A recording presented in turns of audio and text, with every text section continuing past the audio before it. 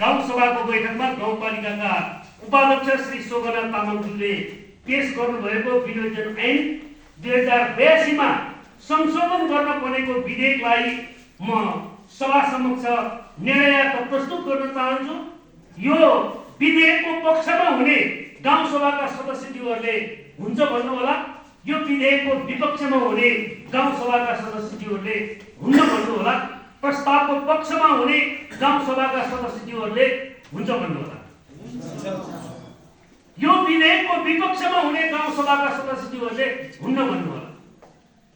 हुन्न भन्ने पक्षमा ध्वनि मत प्राप्त नभएको, हात नउठेको कारणले गर्दाखेरि यो विधेयक आजको सभाबाट सर्वसम्मतिमा पास भएको घोषणा गर्न चाहन्छु।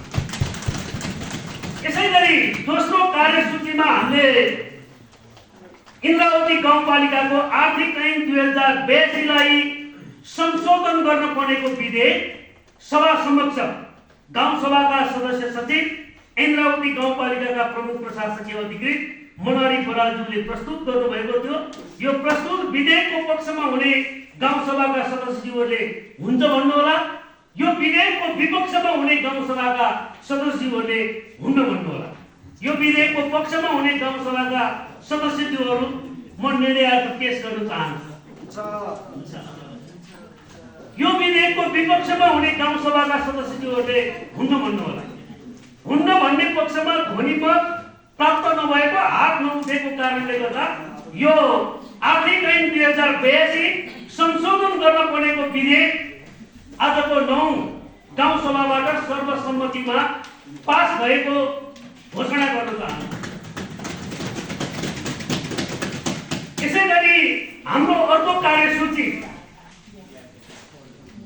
इन्द्रावती गाउँपालिकाको आर्थिक कार्यविधि तथा वित्तीय उत्तरदायित्व विधेयक 2082 सित सम्बन्धित थियो।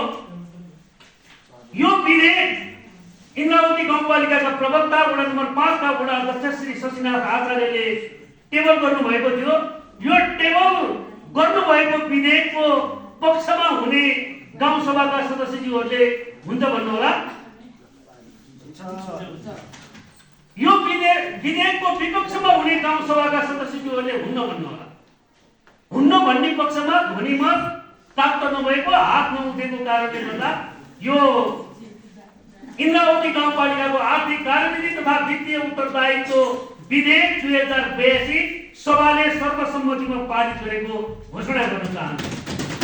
हाम्रो अर्को कार्यसूची इन्द्रावती गाउँपालिकाको केही स्थानीय ऐन संशोधन विधेयक 2082 थियो। यो विधेयक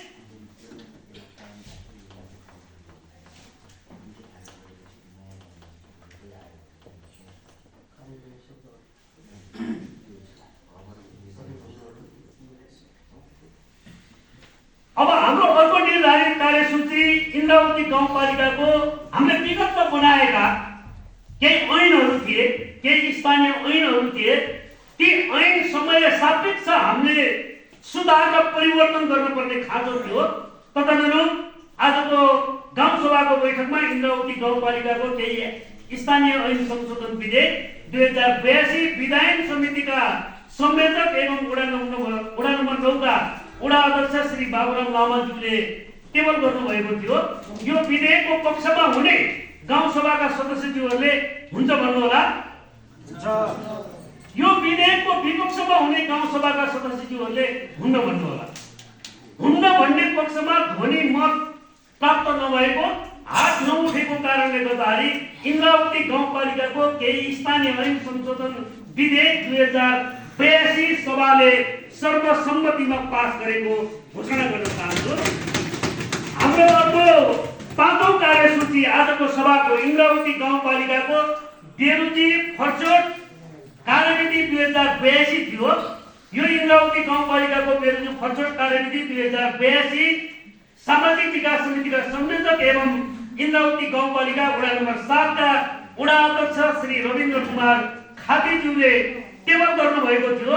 यो इन्द्रावती गाउँपालिकाको बेरुची फर्चोट कार्यविधि 2082 को प्रस्तावको पक्षमा हुने गाउँसभाका सदस्यहरूले हुन्छ भन्नुहोला।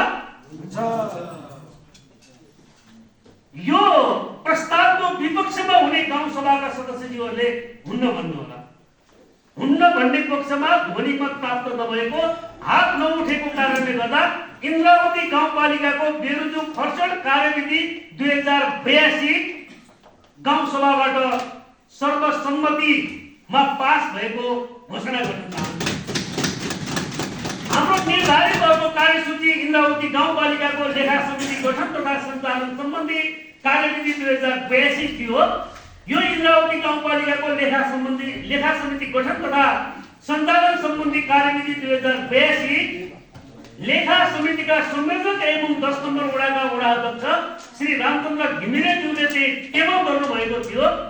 यो कार्यविधिको पक्षमा हुने गाउँसभाका सदस्यज्यूहरूले हुन्छ भन्नुहोला। यो कार्यविधिको विपक्षमा हुने गाउँसभाका सदस्यज्यूहरूले हुन्न भन्नुहोला।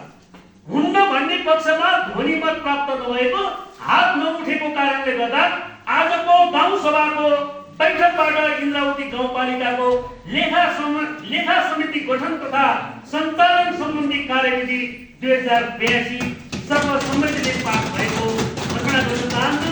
र हाम्रो अर्को निर्धारित कार्यसूची 7औं निर्धारित कार्यसूचीमा हामीले एउटा प्रस्ताव 9 गाउँसभामा चाहिँ हामीले टेबल गरेका थियौँ।